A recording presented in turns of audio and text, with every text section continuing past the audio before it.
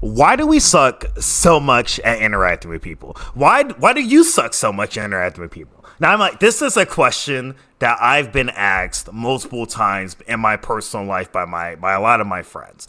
And a lot of it just really comes down to the fact that I don't think that a lot of us really understand the intricacies of how different social interaction is nowadays versus how it was in the past. And I think that I am personally someone that may be super qualified to talk about this, simply because, a lot of times, a lot of my friends might think, oh yeah, you're really good at talking with strangers, Yogos. You're really good at interacting with new people, blah, blah, blah, whatever it may be. And while I'm flattered, I think that might be really nice to go ahead and just, take it to the bank and just go, yeah, super good at meeting new people. Yeah, look at me being super good at all of that stuff. But genuinely, I just think that a lot of people can really do a lot better at this just through a couple of, simple altercations to their method and just really your way of thinking. But before I even get into that of how, it can be so much easier to socialize with people, let me just talk about my background, because I think that my background just really goes into a lot of detail as to why I might be super qualified to talk about this. So for one, up until I was maybe around 7 years old, I was mute. I did not talk to anyone. Straight up. Like, I didn't talk to any of my classmates when I would go to school. I didn't talk to my teachers. It was like pretty much the only words I knew how to say was yes, no, thank you, yes. Pretty much that was it. I knew how to express myself in the most basic of ways, but I was not very good at actually going ahead and letting people know, I don't want to say complex thoughts. When you're 6, how complex are your thoughts? You're like, hey, I need to glue this star onto this piece of paper or whatever. I don't really know. But I was definitely below my learning level in that way in terms of social interaction. And a lot of my teachers might have thought I was a little spat. They might have thought I was they might have thought there was a little something wrong with me. You know what I'm saying? They might have thought it was a little around time for me to hold me back a grade or whatever. But even after overcoming the whole mute thing, after that, I had a speech impediment. I used to have a really bad stutter, and I had a really hard time saying certain words or certain phrases. Like, for example, even, nowadays, obviously you can tell I don't have much of a stutter anymore. I got over that. I think I got over that when I was around in 7th grade or something like that, maybe 8th grade, something around that time period. But when it comes down to my mispronunciation of things, I have a hard time still to this day. Even when it comes down to something as simple as the STR sound versus the SHR sound, I just use the same sound for both, like stra. I use stra for both, and I don't know if you guys can hear the difference between both, but I'm just using stra, which that could be shroud or street, and I'm just using SHR both times. And a lot of people don't notice that nowadays, so I just get by, but there are just some things I don't know how to say. But anyways, I'm getting off topic, but really, I had a hard time making friends for most of my childhood, and even then, I wouldn't say that I really had the easiest time making friends until I was in college. And I think that by the time college came around, I would go ahead and consider myself, a pretty big social butterfly kind of person. I had lots of friends, lots of people in different corners, and that was really nice, even in my adult life.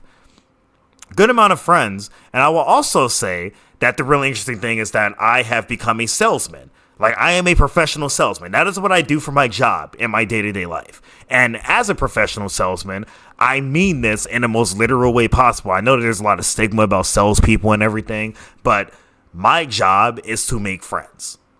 Genuinely. I am a relationship builder. That's how I make my money. My entire job is to make friends. So as a result of that, I think that I have some type of qualification. I'm not going to sit here and act like I'm the best at this. There's obviously some more things you can look at, but maybe this would be something to just think about going forward with the type of things I have to say here, because making friends or making a really good first impression in general, socializing with people really just comes down to three very basic principles, and I really think it really comes down to two really basic principles, but I'll get into that.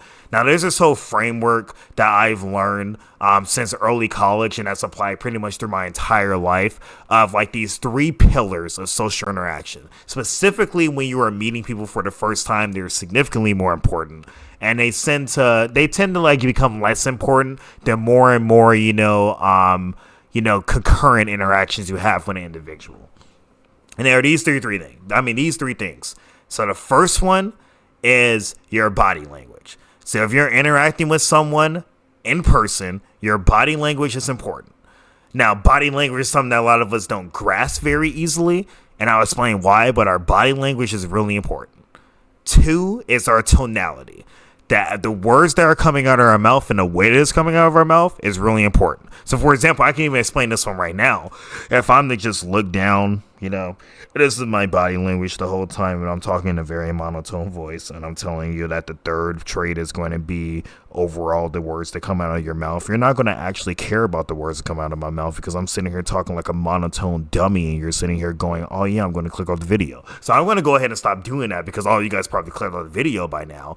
But overall, it's just if your tonality and your body language is bad, no one's going to listen to you. No one's going to care about what you have to say, and no one's going to walk away from that interaction going, yeah, that guy Yogos, he was a great guy. People are going to walk away from that interaction going, Yogos, what an absolute lame. I hate this kid. What is this guy doing here? Don't ever invite him out to the party ever again.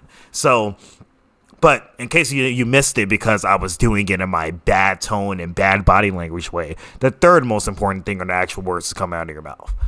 Now, there's like some different things out there that show different percentages of how important each one is. I'm not going to go into percentages. I don't really think it matters if you're like really trying to go over, like how big of a slice of the pie each three of those principles has. But overall, all you need to know is that the words that come out of your mouth are quite literally the least important thing by a large margin. I don't mean this in like a mean way. I don't mean this in a dumb way, but it's just people literally do not care about the words that come out of your mouth, especially when they are first meeting you.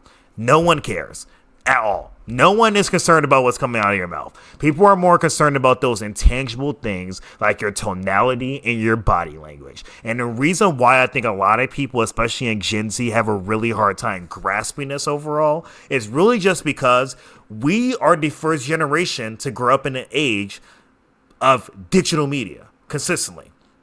We have Facebook, Instagram, Twitter. We're sitting here and like even in the YouTube comment section, and even like something that is completely overlooked by most people, text messages. That is not a thing that was really widespread 30 years ago. And as a result of that, when you think about any of those platforms I just said, like Instagram or, Twitter or text messages, when you are sending someone a text message or a tweet or an Instagram DM, most of the time, all that person has to go on are the literal words on the screen that you went ahead and put out there for them to read. So as a result of that, guess what's important?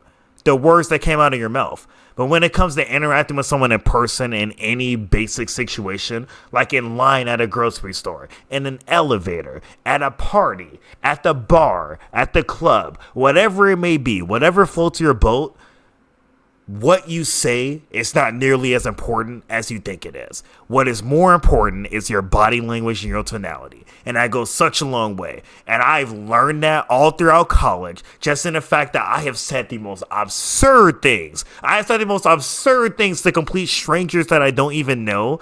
And it gets me far into people going, yeah, that Yogos guy, I really like him. He's really cool. I want to hang out with him again. I want him at the next party. Let's make sure we invite this guy to the next party. So really what it comes down to are those first two principles.